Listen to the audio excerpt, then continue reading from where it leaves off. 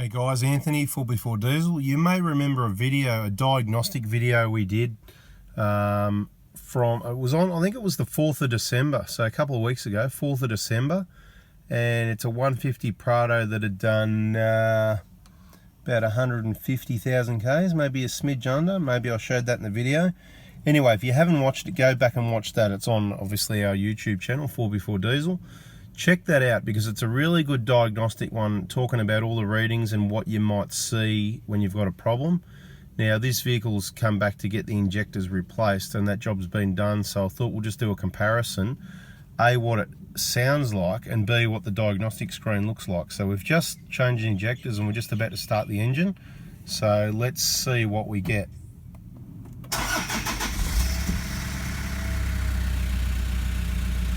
Straight away, I think it sounds very quiet. Now it is stone cold. There's no rattly, knocky noise there like there was when it was cold before, right? Don't get me wrong, we could probably get it to make some noise. We've put the compensation codes in, we haven't done the pilot learn yet. That'll be another video. What we want to talk about here is just having a look at the readings quickly while it's cold. And have a listen to it, because with the pilot learn it's going to warm up. So let's go and have a look at the individual feedbacks, because they were the ones that were out. Number 3 from memory was something that was quite a long way out. Sorry, I kept pressing the wrong buttons and too much and all that. We'll get there. Okay, so see that number 3. Remember number 3, it was going up and down a lot. Now let's just see what happens with this set of injectors in there. And I did say you can't pick it by that alone. We do see some vehicles with good injectors go up and down a little bit, up and down to 2s and 3s and that. It's once they get over 3, combined with other problems like noise, you know, rattly, knocky noises, injectors not working right, that's when we're concerned. So we're going to do probably a longer diagnostic on this, but let's just have a look at it while it's cold. And perhaps we'll join another video to this one once it's a bit at higher temperature to show you, because with the other one, with the other injectors I should say, the other ones, I think the feedback value didn't really go down. You can see this one's going down, it's steadying off. It's a bit of funny business, probably just from the old injectors, what it's used to doing, you know. Even without the pilot learn, how quiet's that? Don't get me wrong, it's a diesel, we can get it to make some noise, but before when we did that, I can't remember the other video, I should have watched it to see what I did so I could do a better comparison, but this is what we've got.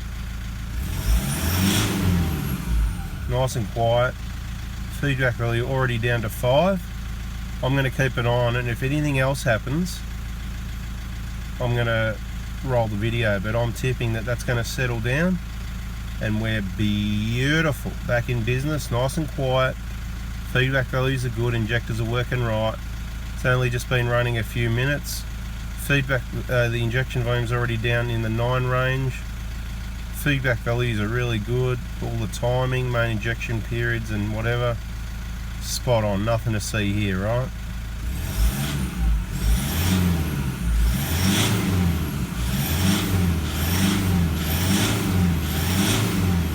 Smooth, quiet acceleration. That's what your 150 Prado should sound like.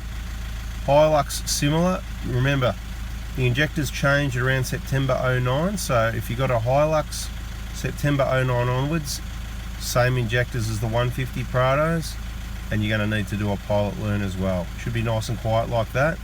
Hilux is a little bit noisier, they don't have the same amount of insulation. And of course not quite as good quality, because you know what? Prado's made in Japan, mate. Sort of having a bit of a joke there, but not really. Anyway, we're going to go and give this engine a wash down and do the pilot learn. We'll have a look at it again after that, eh?